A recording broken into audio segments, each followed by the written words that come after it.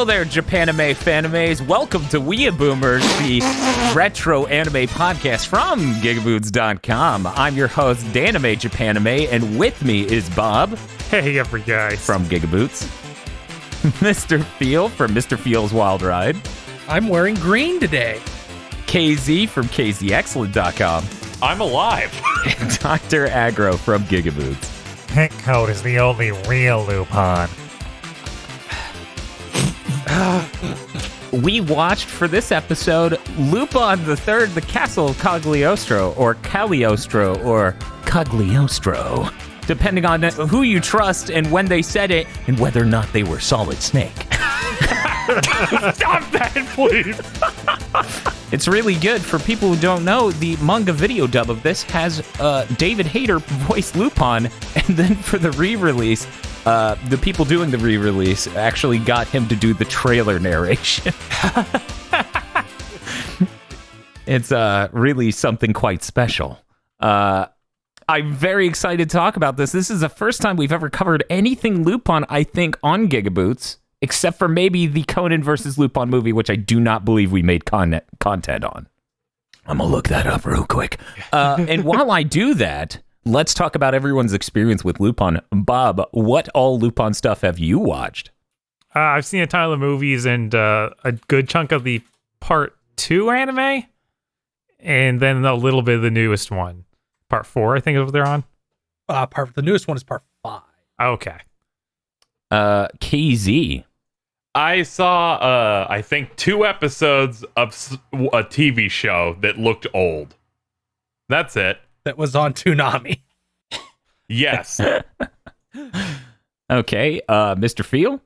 I watched a bunch of the movies and TV specials years ago, all subtitled, and I watched whatever they aired on TV dubbed.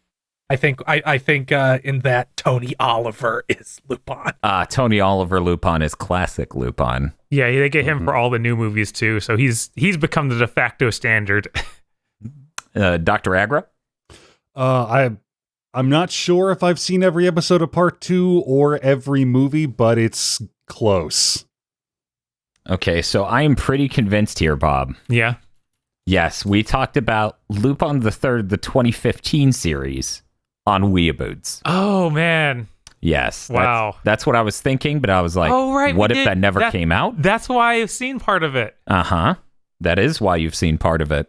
I can't remember the state of it. It was still airing at that point, and wasn't it improved later, or there's just some interesting things about the different releases? I think the newest version, we're finally getting like the Japanese intro, which is like the real Lupin intro you want with the classic music, whereas before we were getting like the French or Italian intro, and it was kind of weird and not good. Yeah, because the whole thing with that series is that they were doing, like, it's in Italy, correct? I think that's right. Yeah. So that was the bit. I believe part of it was funded by the Italian tourism fund. That's what I heard. And that's always good. Oh, right. That's that Blue Coat series, yeah? I think so. I just about forgot that existed. That's fair. Every time I think about what Lupin have I watched, part of Memo, the Conan versus Lupin movies, I think both of them, or maybe just the first. And then just random episodes on Toonami. I mean, I actually am a big fan. I don't know why I haven't gotten more into it. I think I was waiting for a format like this or a dedicated podcast series, but it's clear we're not doing that. Yeah, we need to live. Yes. We have too many. Look, guys, if we had to set a goal for it, its goal would be $300,000 a month on Patreon if you follow current market trends. All the money's fake. If you get deep enough into chugging bleach, you may be able to just switch it out and no one will notice.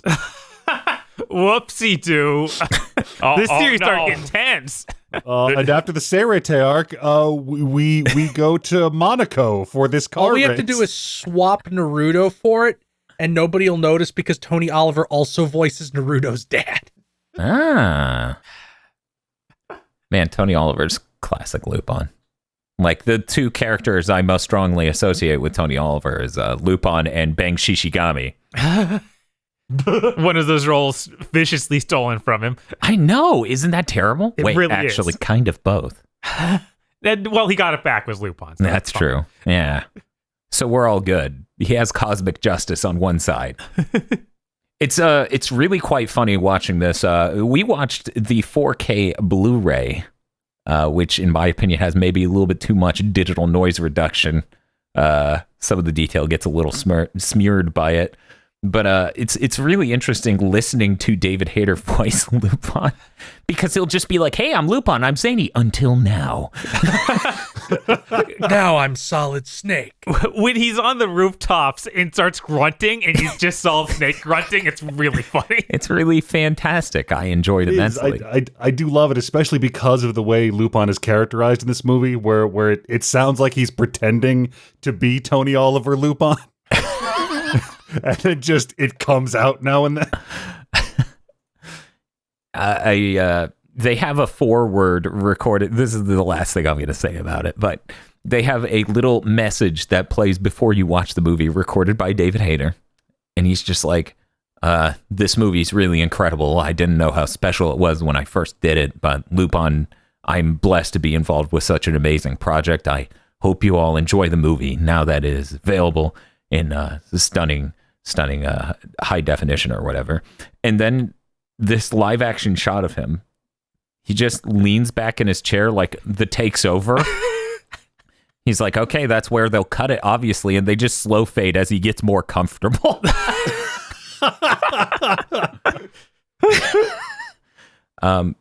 One of the neatest features on this, and I actually don't know if this is on the Blu-ray release, maybe Bob does, since I haven't opened it. Since Bob bought both. Yeah, I bought it. Then we were like, yeah, we're doing that for content. And then the 4K edition got announced. I was like, I guess I'm buying it again because the content still hasn't been made. They have a really cool feature where you can look at the storyboards for the entire movie the whole way through, and it does a picture-in-picture in the lower right of the film. Oh, neat. Yeah, it's really fantastic. That's where I got the... what was it? GigaBoots hitting the DK64 stream goal non-colorized image on Twitter from. I think they had the whole storyboards on the old DVD too, but that picture-in-picture thing is neat. Yeah, I'm not sure I've ever seen that. It's a really cool feature.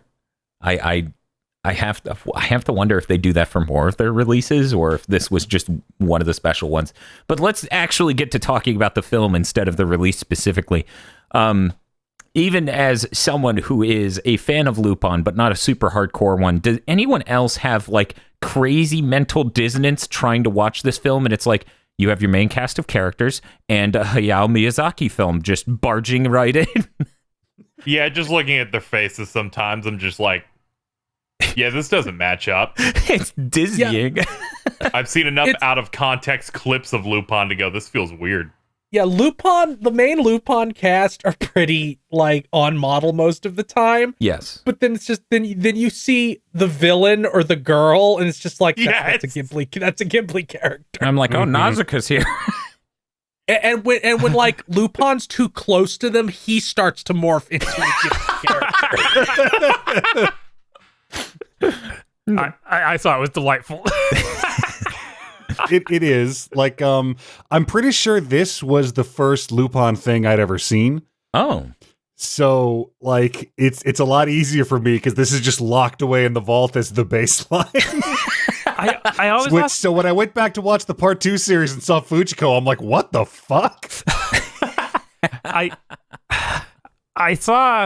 went and looked it up. Miyazaki actually directed like the original TV show. Oh, which I was really surprised by. I was like, I knew he worked on part of it. But I didn't know it was so big. Was it Yasuo Otsuka, I think, does animation direction for this? Yes. And yeah, they did that, and I think at least Otsuka worked on Island of Momo, and then like a year later they did this. This was, I think, the first thing Miyazaki directed. The first feature he directed. Yes. Right. Because this is pre-Ghibli. Mm-hmm. God, it's wild to be like, this came out the same year as the original Gundam. Huh? Think about that Scooby-Doo looking cartoon. Yeah. Yeah. Oh my God. It's absolutely mind-blowing watching this movie because Dan mentioned the year while we were watching. I was like, that's when Gundam came out. Oh my God. It's okay. It's vintage. Yeah, I'm Like rotting cheese. That's flooring me right now. Watching the film, though, I feel like if I ever watch it again, I'm not watching the US dub. And that's nothing against the actors in it. In fact, the problem is they're too good. Would you like to know who the actors are? Dan, we need to watch the 92 dub as well, though. That's true. At least that'll help me escape. The Netflix version apparently uses the 1992 dub, which I listened to. Oh, that's unfortunate, Casey. You escaped my wrath. The Streamline Pictures dub, according to this thing. I watched my old DVD, manga DVD, DVD subbed. Okay, so I didn't watch it dubbed. If I didn't have Tony Oliver. That's understandable. You know what it did have, though? Goemon, played by Volt Kruger from The Bouncer. He said one line and I went, what? I started to melt. This actually had a number of voice actors from The Bouncer and Brave Fencer Musashi. So it was really quite I didn't something. know this other dub existed. I'm looking at this. What the fuck? Yeah. Yeah. Which one is the other, the Streamline or the manga? The Streamline dub. Yeah, I still haven't heard that one. I'm going to check that out sometime. But yeah, watching this movie. You listen to it and you know it's an old dub. Mm-hmm. I'm like, the way these people talk, this has to be at least mid to late 90s, but no, even earlier. You know, I think that I really like most of the actors for the manga dub. I think the only one that I really couldn't get used to was Jigen. Like I think didn't we find out Jigen's Sojiro from Persona 5? No, I think that was the henchman.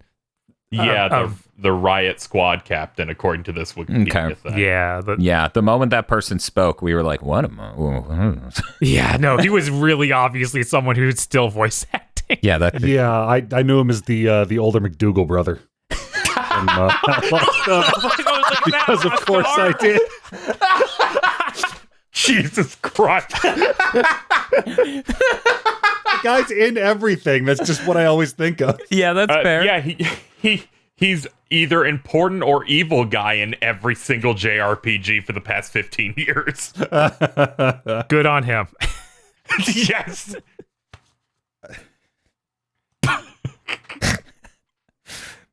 God, we were also talking about how the enemy squad is incredibly The Bouncer. What are you talking about? They just run across rooftops while wearing cool ninja garbs and God, claw I hands. hate you. I also thought this.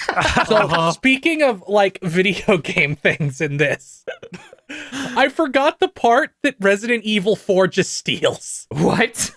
Hold up. Yeah, when they dump Lupon down the hole. It's almost identical to when Leon gets dumped down the hole in 4, and they even both catch something with their long grappling hook. The grappling hook Leon doesn't have at any other point in the game. You're as someone who played Resident Evil 4 less than a week ago, yes, that was blow for blow in the exact same sequence. Oh my God. Oh, you think that's some shit? Fucking buckle up. The ending of this film is the Great Mouse Detective's ending. I was have going to not ask seen which that. block fight was better. Yeah, Disney loves ripping off Ghibli. Oh, you bet your ass. That was some shit to cope with for me. I'm like, oh, this is kind of heading in that direction. This is literally that. Oh my God. Seeing all the mechanical stuff drawn here, like hand animated, is insane. Because like Wraith Mountain Text, if I'm right, that was them using CG really early on, and it was very impressive. Yeah, they were like cutting edge cinematic CG, and it was great. About 5 minutes into this movie, I paused it and went and ordered the 4K Blu-ray. Not because the normal DVD looks bad, right? Because it went, I needed this to be in 4K. Yeah, this is one of those movies that it's just a goddamn work of art. Like this was on the old list of like, you mean that Japanime stuff? Like, no, watch this.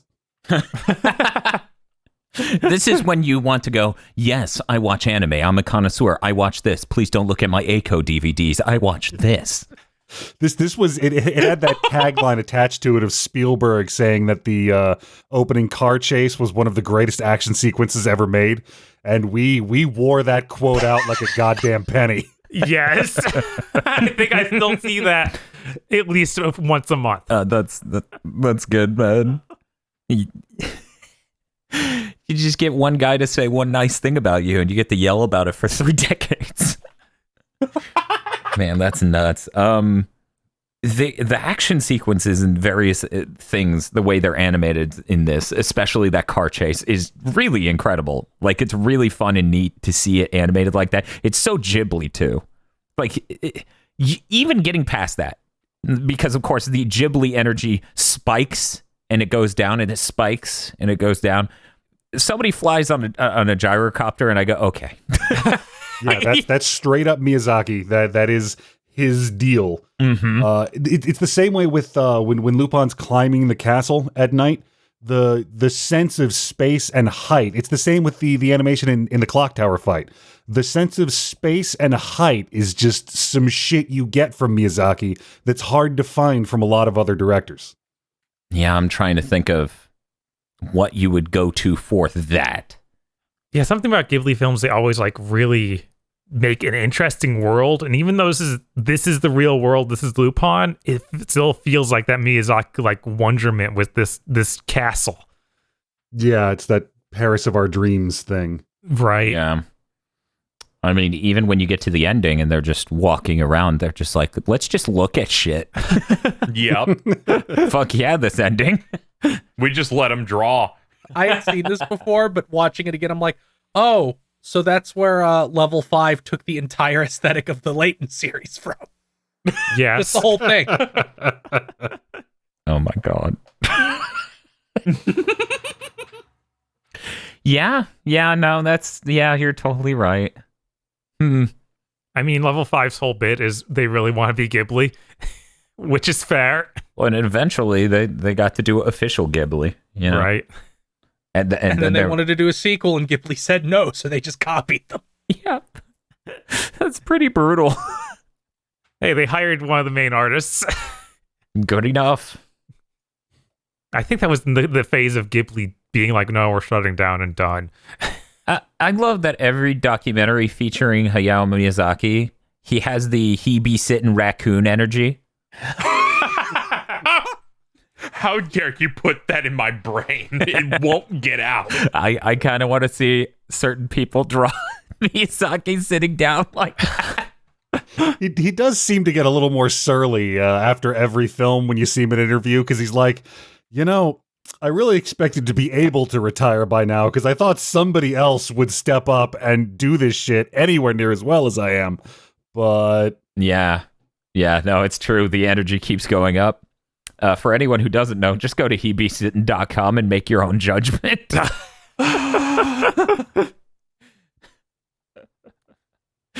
Oh, man. I feel like in order to judge it among Lupon films is literally impossible for me. Because one, I haven't watched many of them. And two, I haven't watched them recently.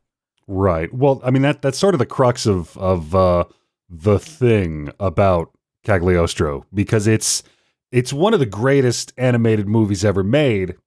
It's not really a good Lupin movie.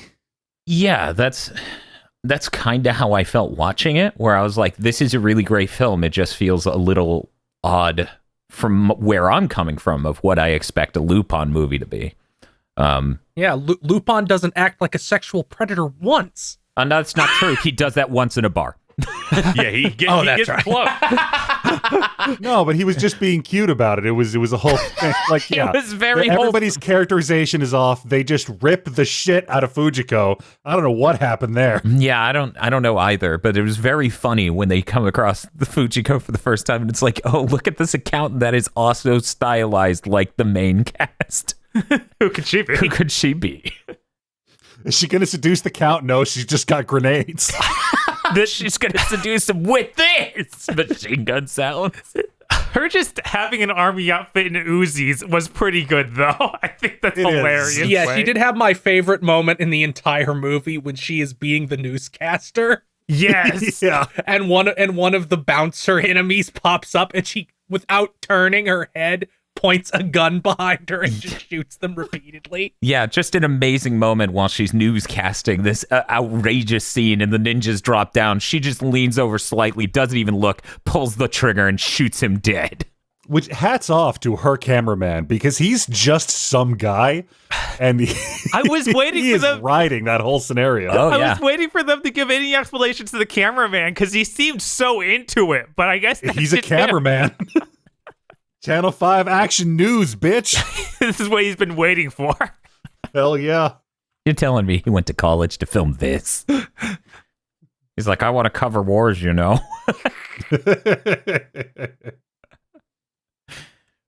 Man, yeah, I know there's at least one other thing where it was the bouncer in the middle of it, the Great Mouse Detective at the end of it. There was one or two other things where I was just like, this is wholesale in something else. So I'm glad that Phil brought Resident Evil 4 because I'm like, God. That one hurts me a lot. See, the funny thing is, I'm pretty sure if you go watch me playing through that for the first time ever last year, the VOD of it, when he does that, I point out how weird it is because he never has that thing again, and he never had it before then. And I'm just like, where'd that come from? It's like, wow, he's so cool.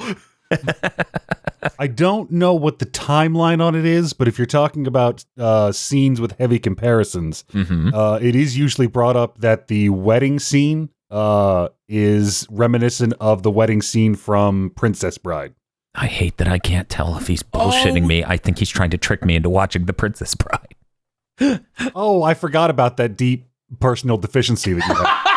I mean, it's definitely it's the part where they're like holding him on his shoulders is definitely very similar to "I am the Dweb Pilot Warbird." Yeah, very, precisely. very, very similar. I don't think it's similar enough to say that they're like one inspired. That I wouldn't have called that on either of them. I'm just saying it usually came up. I just assumed this was your average Silicon Valley satanic wedding. Like, I didn't think anything of it. I don't know. I know that while watching this, we realized Excel Saga directly parodied it. Because there's an opening to an Excel Saga episode. I will get an episode number by the end of this recording, where the opening is shit. What's the name of the Afro? Nabeshin. So it's Nabeshin running away from the mangaka who is Zenigata. And he's figuring out the mystery of these two rings when he puts them together in order to solve the mystery to turn the episode into a Lupon episode, basically. And I'm like, as that scene plays, and it's my first time ever seeing it, I start having a stroke because I'm like, Excel Saga showed me this 18 years ago. I did not realize how straight up it was. I thought it was like, Lupin does things like this. We should do this, not here's this exact scene. So I think we're all learning that as it was used in years gone by, this is a great entry point into anime. It gets kind of weird if you see a bunch of anime and then this. Maybe. It's important to get the original source material so that way you can seem enlightened, be like, oh, did you know Great Mouse Detective ripped this off? That way you can impress your date as you watch the Great Mouse Detective on Blu-ray.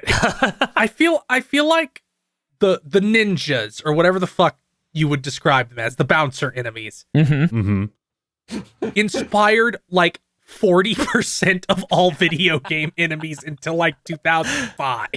I know the PS2 has a strong spike in weird ninjas with claw hands. I mean, I feel like that the faction most JRPGs.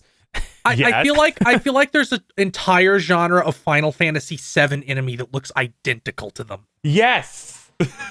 Like in the very first reactors, the fucking ninja looking ones that dodge your attacks. Yeah, it's a film that really never stopped inspiring things, which is kind of insane.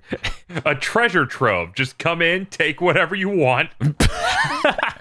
Just like the counterfeit money going everywhere, our ideas are going everywhere. You know, I really like films where Lupon and Zenigata team up. I think it's good there aren't a lot, but I think that's really cool when it happens. And this is this is a really great moment of that. Like some of the best moments of the film do come from Zenigata.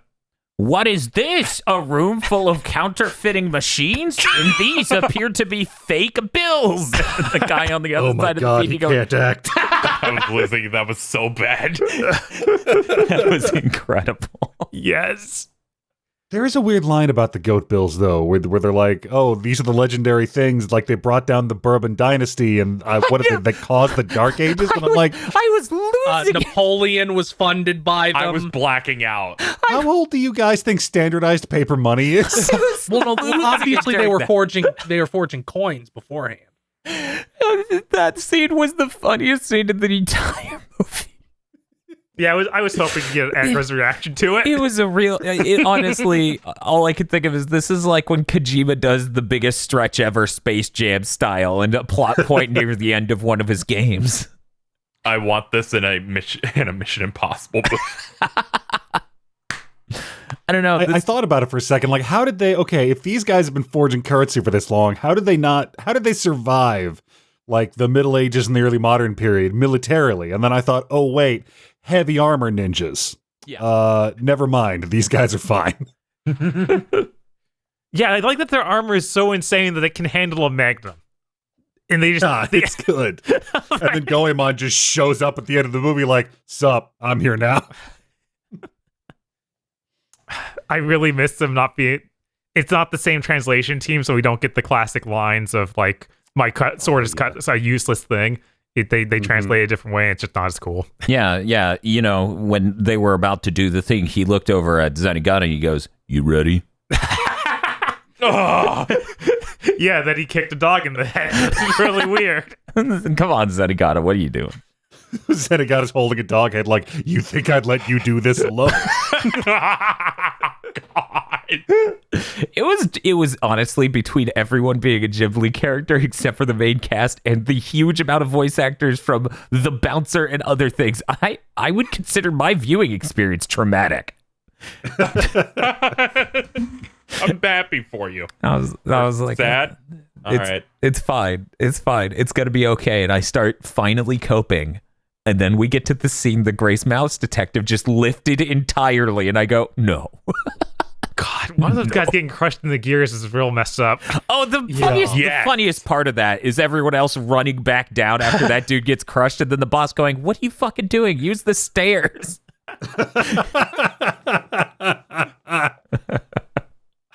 Hey, can we talk about their satanic wedding also being broadcasted on television as if it were normal? Like he's doing this to prove that he's marrying a normal woman? Yeah, I don't know. Now the really insane part is I kind of think that his horrible satanic helmet. Oh, it's really good. He puts on for. I think that might be referencing Phantom of the Paradise, which Japan loves. Japan fucking loves Phantom of the Paradise, which is a 1974 like rock horror movie. But it has a guy with like a similar horrible satanic mask that you see in every single thing Japan has ever made almost. Like I'm sure you've probably seen this mask several 100,000 times watching any anime. Oh wow. Oh wow. Like the villain of Berserk. Looks like he did nothing wrong. Yeah, he definitely did nothing wrong. You're right, Aggro. Oh my god. So Bob, I don't know what part of that wedding you guys think appears to be satanic in any way. There's clearly an archbishop there. Yeah, I was really surprised they got an archbishop and then everyone else is in black hoods with swords. Okay. Pointed hoods. I mean, I know we live in America, but like in Europe, in a much older tradition, those pointed hoods are a Christian thing. Yes, right. I tried to explain this to Bob, and I said, contrary to what you would think at first, they're actually very progressive. No. Also, marrying women against their will is a very old Christian tradition. Yeah, no, that part totally checks out. Also, marrying women who are 17 and you're like 45. As I said, I just thought it was a Silicon Valley wedding. I don't understand. Also, marrying women who have been drugged so they can't say anything. I did really enjoy Lupon just calling him a pedophile. That was pretty good. I literally just realized this is basically the plot of the first Ghibli movie, Laputa. Wait. Like, the villain is the same guy. That never occurred to me. No way. Oh, man, you're kind of right. I need to watch Laputa again to make sure. But, you know, they had the cool robot with the arm thing, so that you don't think about the plot. Okay. So put one of those cool robots in like a black cotton catsuit, and have like 30 of them scurry across rooftops. It's the same movie. I mean, I can't argue this. I haven't seen either. I haven't seen that movie, so I guess I'm gonna have to trust Aggro on this one. I mean, that sounds like a great choice all the time. That's pretty dangerous. Remember when you tried to trust his fucking duck helium thing? God, You have no empirical evidence that I would lie. except for the fact you said you were lying. Yeah, and we've clearly established you can't trust me. I He give makes up. a good I'm outta point. here. He makes a good point. I trust him on this. I gotta get out of here. So I'm going to ask the hardest question. Bob, would you say this is better or worse than Project A-ko? Oh, that is actually hard. I like them for very different reasons. God, no shit. Incredibly That's, different reasons. But this is stark.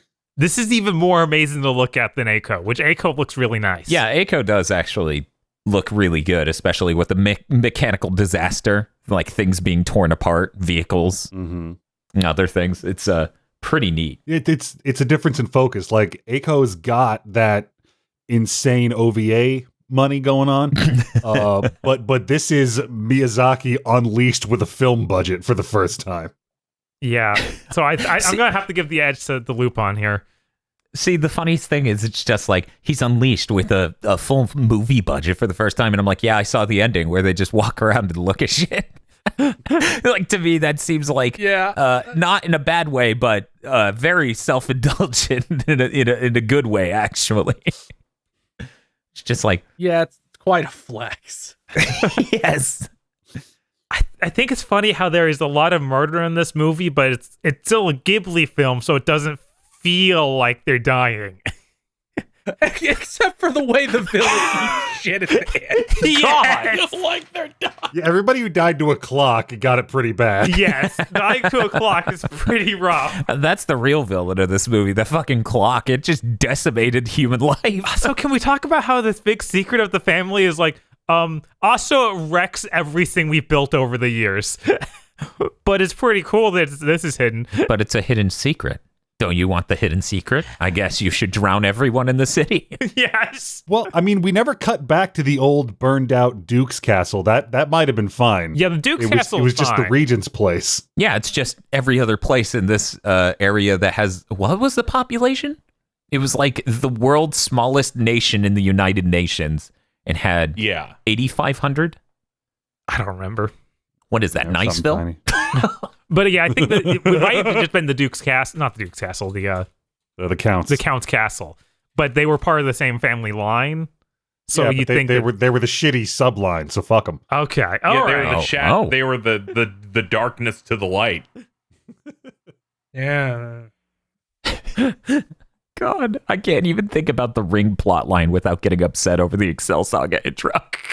It's a weird thing where they're like, our bloodlines have been kept apart for 400 years. I'm like, yeah, there's that sounds like the result of good family planning in a royal line. Right. Yeah, in a place with a population 30% lower than Niceville, I would say that is excellent planning. This is not a large nation we're talking about. But, you know, the important moral of this story is to completely undo all of that hard work and drown everyone. Because, hey, ancient mysteries. Yeah, the hidden Roman city is just like, what did he think was there? I don't know. The villain.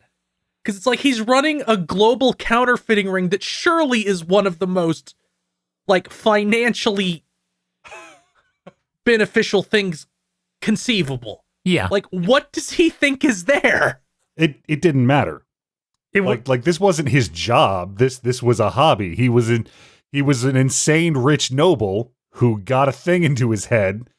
This belongs to me. Yeah, And so he murdered his way to it. This is super believable. Phil's sitting here and he's like, why did Musk put the car into orbit? What did he think he was going to do? Park up there? No. This would be like This would be like if Elon Musk was like, I have to blow up the pyramids. There's something in there. Yeah, no, that sounds totally believable, Phil. Don't even pretend it doesn't. Yeah. Rich people. Once again, very Silicon Valley wedding. I don't understand. He'll find his treasure and call it Chungus. He'll tweet about it, and I'll want him to not be alive. This is right. He'll tweet about it, and I'll start thinking about the hardware at a deli. Oh, okay. Speaking of people who are fucking dead, though. Uh-huh. Whoever Jigen shot with that anti-tank rifle is gone. No, they were fine. They just got blown like 2 rooms across into a wall. That was incredible. They're fine. They just no longer have a torso. Yes. Can you imagine what the energy that round did inside that cuirass? Holy shit. That's weird. He seems to be burned alive. He was like, "Oh, my magnum doesn't work." When even that is like, man, it's a sure good thing they had that armor. Now they can have an open casket funeral. Right.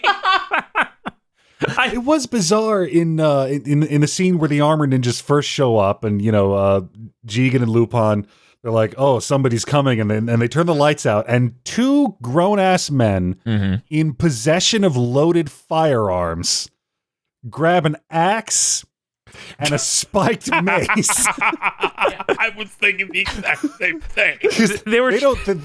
They're not here for safety. They're here for blood. Yeah. They were clearly going to incapacitate them and then torture them for information. That's Shooting someone is really impersonal. That was their non-violent solution, Aggro. They didn't want to kill these guys. They wanted to maim them. Wow, that's fine. That makes them the good guys. Yes. I mean, Zenigata, theoretically an officer of the law, is like, "I'm just going to cut you in half with this sword." When he swings at that scuba guy. Zenigata has a lot of great moments in this. I mean, he's Zenigata. He's the greatest character in every good Lupon content. I really like him having the Jite, the little Japanese law enforcement thing, and parrying one of the swords and just shoving it down the guy's throat.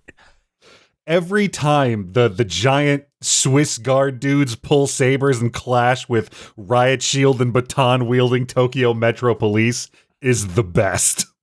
I enjoyed one of those backs where he's like, yeah, he's fighting the guy. His sword is now snapped in half because he has the jeet. I would love to see a version of this movie done with the modern Lupon dubcast. I think that would be really cool. So you're saying we need another release? Yes. I think I need to check out this other dub. Oh, yes, you do. Yeah, no, that one you watched is probably terrible. It's from 92. I mean, you go half the fucking movie not hearing Goemon, and then he just says one word, and I go, I know that voice too well. I mean, I at least recognized a couple of voices, if only because those are these are the 80-year-old voice actors. So I feel like we didn't get a ton of remixes or beating us over the head with the iconic Lupon theme in this. You do hear it, but I feel like it's not. We're going to roll out 7 different remixes across this movie, which is kind of what I expected for some reason. Yeah, we hear it twice, I think. I think it's really good each time. And then we have that new song they made for this, which is some vocal that at the beginning and end, which is neat. Yeah. No, that song's all right. Which I find it surprising, since this is such an old dub, we didn't get a dub of the song. I mean, who knows? Maybe the one KZ watched had that. Maybe. It is an older dub. Right. This one's from 99 or 2000. Right, which I guess things are already starting to light up on that front. Yeah, I don't think it did, but probably have to go back. Yeah, look, not everything can be the amazing Chad that is Project Echo with its California-based band doing cool intro and outro songs in English. I think about that one sometimes. I'm like, they really fucking made that, didn't they? Yeah, they went Miss for it. Pioneer. They fucking went for it, man. And then I'm like, you really made me watch the last one at some point too, didn't you? Don't think about it. I try not to. 1 and 2 are way more memorable than that third Eiko film. I don't know, Bob. People have some real beef with dubbed intro and outro songs, which is why Naruma Daikon Brothers may be the most lethal anime ever made. Yeah, I mean, I can't even blame people. They've gotten really bad. So, like, all the new Dragon Ball Super intros are really bad. Well, that's because they use auto-tune. I know. Like, every time, whenever they start that, like, no, just don't do it ever again. I'm sorry. Please just get someone who can sing. They had a really good insert song in the recent Dragon Ball Super stuff that I really like. And then I checked the dub, and it's incredibly bad. Who doesn't like Schimmel sing one of them? Yeah. Can't fucking sing. Just auto-tune him into oblivion. Yeah, that's what they did. He did the Dragon Ball Kai opening. Yeah, those are really bad. Yeah, but this new guy is like a YouTube vocalist. Oh, no. Where they brought in, I think it was Nate Wants to Battle or whatever to do the opening for Super and that insert song. And, no disrespect. Why? Yeah, I'm sure they're good at their own craft, doing what they do. I don't trust Funimation to deliver something better than what the original artist did at all. Yeah, that's I'd honestly rather go back to like the early aughts when they're just like, we're just gonna pull out the lyrics. It's instrumental now. I'm just gonna go ahead and say the Naruma Daikon stab is because Naruma Daikon, for the people who don't know, Naruma Daikon Brothers is a musical anime. So you can imagine what they had to do to dub that. Oh, no. It's incredible. But they kept talking to Nabishin about various lyrics, so they got the official word from the man himself. That show is really good. That show is really good. It's man, some lines just stick with you. This is the part where I segue into talking about what this is supposed to be about. Yeah, it's you tend to trail off when you talk about a movie like Cagliostro because it's a Lupon movie, but I mean it's mostly a Miyazaki movie. So there's not like, oh, remember this one scene or this one cut? Because it's like, do you know what a Miyazaki movie is like? Yeah, it's full of those. Go watch it. Yeah, it's that it's a bunch of neat scenes, but none of them stand out in a specific way that I feel like bringing them up. Like there's really cool rooftop running scene. There's the really cool intro scene where they're leaping over the rails in the parking lot. Mm-hmm. You know, there's a bunch of neat shots like that, and they look really great, and it's worth watching for that. Yeah, and it's like that's the whole movie. It runs together like that the whole time. It's just great. I feel like it's got a really brisk pace to it, and you're basically always seeing something that looks nice. So it is hard to point out, oh, do that. Talk about this part. Right. Literally every second. Mm-hmm. Mm-hmm. The ending is still so insane. Fuck you, I'm drawing a Roman city. It's really good. He's like, I don't want to go back to TV animation. I can't. They're gonna wander around in it whimsically. I think it's funny when they do the part where it's like, yeah, 10 years ago when I was young, and then Lupin has a flashback. He's identical. He looks identical. Yeah. Lupin's immortal. But he has the car. He has the classic Lupin car at that point, whereas now he has this little crappy car. He's like, oh yeah, he's Arsene Lupin's grandson. Yep. Totally. Mm-hmm. Yes.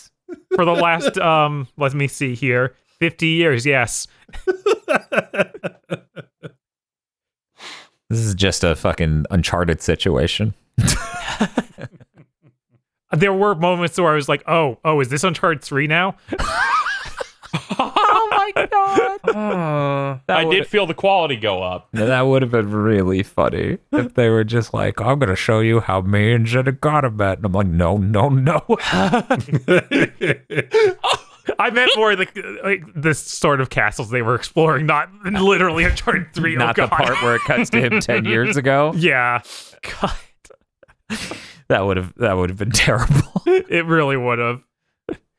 that would have edged a bit into other recent things we've watched, like Scoob. So sad I missed out on watching Scoob with you. Let me be frank. No, you aren't. I watch a lot of things out of intellectual curiosity. That didn't need to be one of them. So I want to talk about Zenigata for a moment here. Okay. Because Zenigata is the greatest, most wholesome good boy in all of anime history. And there's a line at the end of the movie that if anybody, any character that was not Inspector Zenigata had said, would have been the corniest, dumbest, cringiest line ever. After Lupon runs off and leaves Clarice standing there, and he's like, that thief, he got away. He's stolen again. And she's like, but he didn't steal anything. He's like, no, he stole your heart. Like, and you're underage. I'm taking him in for that. It was a really iconic scene. Very iconic. Yeah, I think that really worked there because, of course, he is Zenigata. Mm-hmm. He's like, I'm going to find an excuse, which most of this movie is him finding an excuse. That point where Fujiko calls him is really good. It's just yeah. I heard Lupon's going to be there. Guess you got an excuse to come back here. And he's like, oh! But yeah, overall, I thought it was a really enjoyable film. But it is shocking to me how much more it feels like I'm watching a Ghibli film than what I'd come to expect as a Lupon film. So I look forward to watching more Lupon films, so that way I can build a frame of reference that is recent for how much this shares with those and vice versa. So I guess we gotta talk about whether or not we recommend this. Bob, would you recommend people watch Lupin III, The Castle of Cagliostro? Of course. We started watching the storyboards right after finishing the movies. Like, I could just sit here and watch this all again. Yeah, that would be great.